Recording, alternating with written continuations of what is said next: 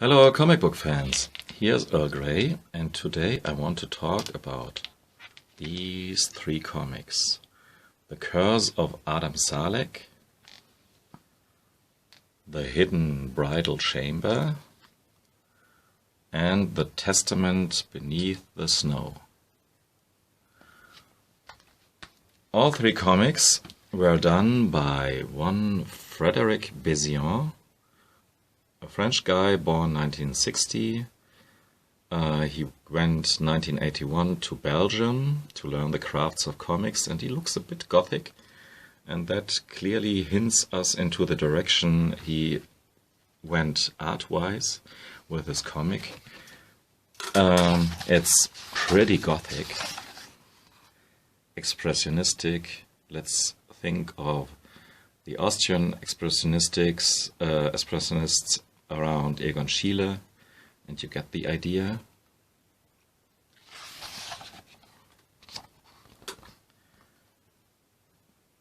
Weird characters that were driven by their dark passions under a grey sky that never lightens up. Around one Dr. Spitzner who shows up in every one of the three comics. And that's one of the neat things with these three books here. Each of them tells us a completely different story, a coherent narrative that's absolutely satisfying read on its own. But there are some overlapping tropes here and there, characters that add up to each other story.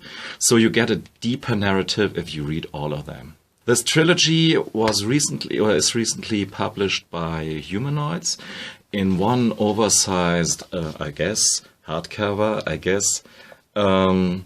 so you can get them in a fine, English translation.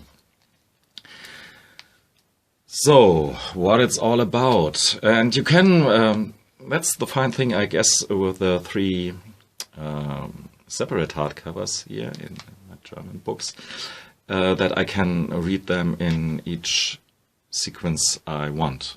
You can, of course, read in the Humanoids book the last chapter first and then the second as well, but anyhow, you can guess what I think I'm saying.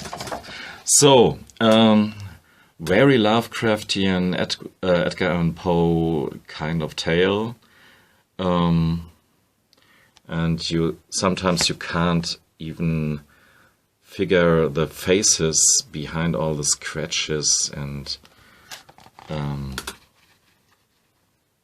line work that depict their inner exalted state, their overreaching and trying to betray death and get everlasting power, and all these tropes that Bezian seems to dig a lot. And here are the rests of wax puppets who were used, well, they try to instill some life in them.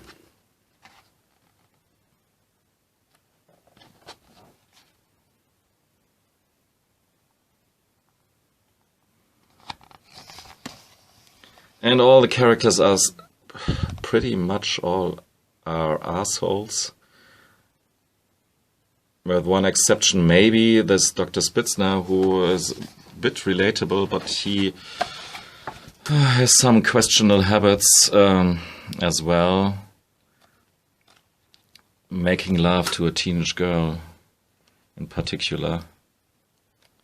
Oh, I can't find it right now. Yeah. Here's the Judith, the daughter of the Malherbes, and Dr. Spitzner has a relationship of sorts with her, but she's a bit imbecile, crazy, and we come to learn why she is so.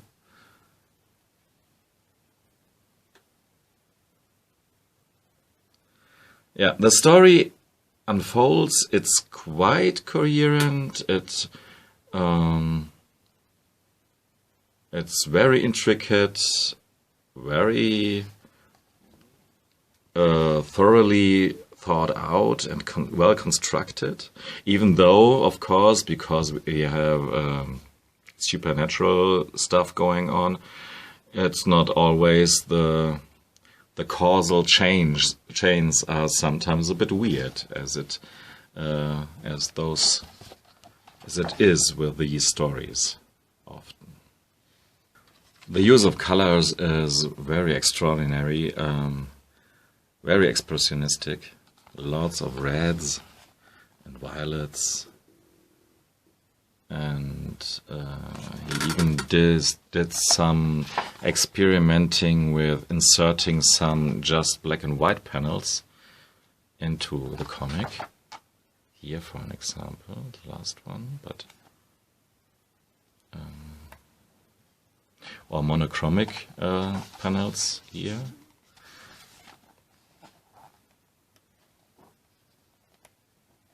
Yeah, let's see. Here. Yeah. To exaggerate, to underline some of the psychic developments and the stress, the emotional stress of these characters. He leaves some panels just in black and white. And that's pretty neat.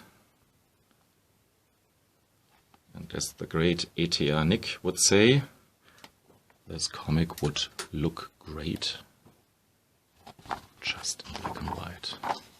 But the change between the colored panels and the black and white panels is the real gimmick for me here. So I would dare to say this comic is really meant to be the way it is printed here. And we even have some painted real serial parts inserted in the last one comic here.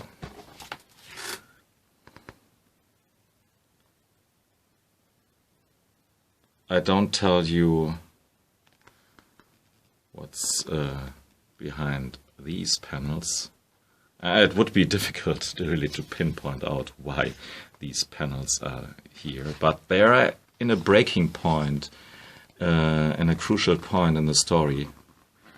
So somehow it makes sense, even though I wouldn't be able to tell you which sense.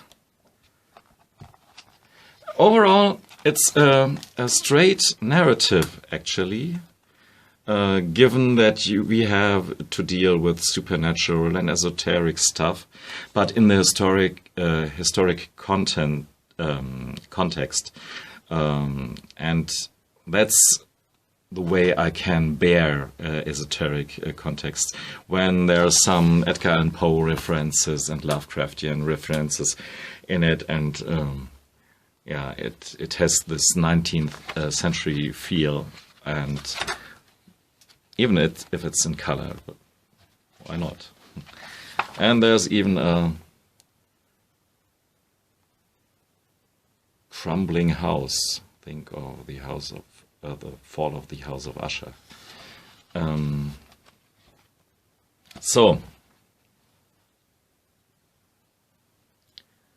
really one of the very recommendable comics from Europe. I don't have anything else from Frederic Bezian in my collection, but maybe I should change this in the future.